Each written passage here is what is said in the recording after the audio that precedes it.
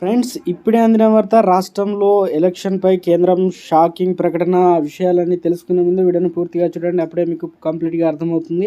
అదేవిధంగా చాలామంది సబ్స్క్రైబ్ చేసుకోకుండా వీడియోని చూస్తున్నారండి. దయచేసి ఛానల్ సబ్స్క్రైబ్ చేసుకోండి. సబ్స్క్రైబ్ చేసుకున్నట్లయితే నేను చేసే ప్రతి వీడియో అప్డేట్ నోటిఫికేషన్ రూపంలో వస్తుంది. అదేవిధంగా లైక్ చేయడం మర్చిపోతున్నారు, దయచేసి లైక్ చేయండి. లైక్ చేయడం వల్ల ఇటువంటి ఇంపార్టెంట్ ఇన్ఫర్మేషన్ చాలామందికి రీచ్ చేసిన వారు అవుతాం. ఇక లేట్ చేయకుండా వివరాలకు వచ్చినట్లయితే ఫ్రెండ్స్, తెలంగాణలో అయితే ఎన్నికలు ముగిశాయి. ఇక కాంగ్రెస్ ప్రభుత్వం కొత్తగా కొలుదిరింది. ఆంధ్రప్రదేశ్లో ఏప్రిల్లో ఎన్నికలు అయితే జరగడానికి అంతా సిద్ధమవుతున్నట్లు ఈసీ అనగా సిఈసి మనకు సంకేతాలు ఇస్తున్నట్లు తెలుస్తుంది. ఆంధ్రప్రదేశ్లో కేంద్ర ఎన్నికల బృందం పర్యటిస్తుంది. శుక్రవారం మొదటి రోజు 18 జిల్లాల్లో సమీక్షలు జరిగాయి.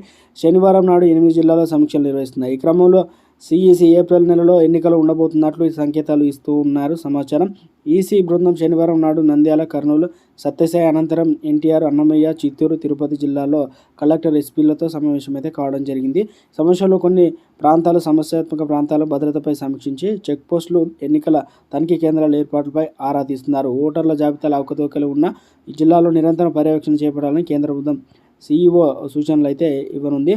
మొత్తానికి ఆంధ్రప్రదేశ్లో ఎన్నికలు అయితే ఏప్రిల్లో అయితే ఉండబోతుంది. ఇక తెలంగాణలో 2 రకాల ఎన్నికలు అయితే ఉండాలి. ఒకటైతే పంచాయతీలకు సంబంధించి, గ్రామ సర్పంచ్లకు సంబంధించి, మరొకటి లోక్సభ ఎన్నికలు కూడా త్వరలోనే ఉండబోతున్నాయండి.